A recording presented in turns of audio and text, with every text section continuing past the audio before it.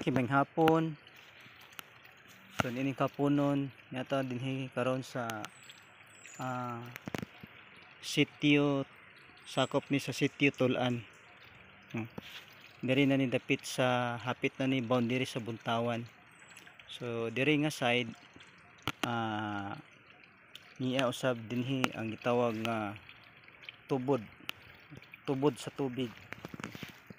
So ang sitio Tulan atong maila nga dinhi gyud daghan ang mga tuburan sa tubig. So kaniadto ato pang nalabyan nato nga ang dunay tubod didto, andun na siya gripo. So lahi po ni siya na atong gidiskubre usa-usab ka tuburan sa tubig. So kini nga tubig ikan dinhi sa pangpang gaagi dinis pangpang bungtod naman ni siya. So tubod gini siya gikan dinhi sa yuta gaagi. So kung atong duolon so ga-flowing permi no, ga awas permi ning tubiga.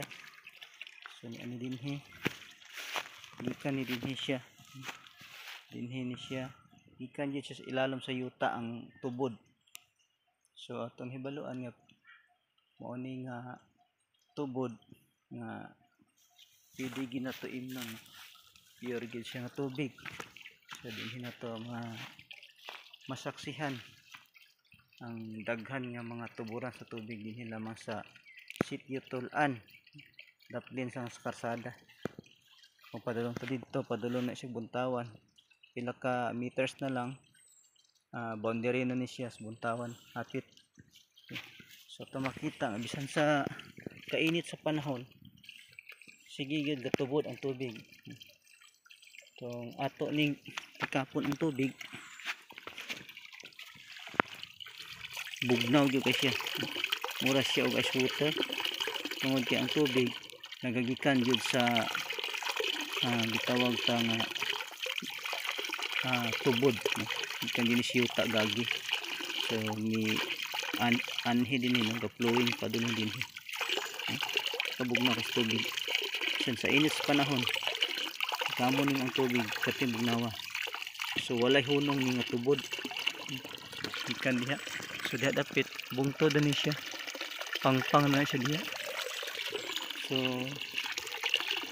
nindot ang tubig. So grabe gyud ang kinayahan no?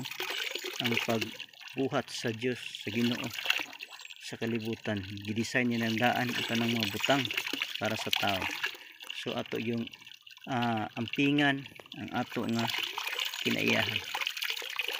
So dinhi na kukutob og thank you for watching and God bless us all.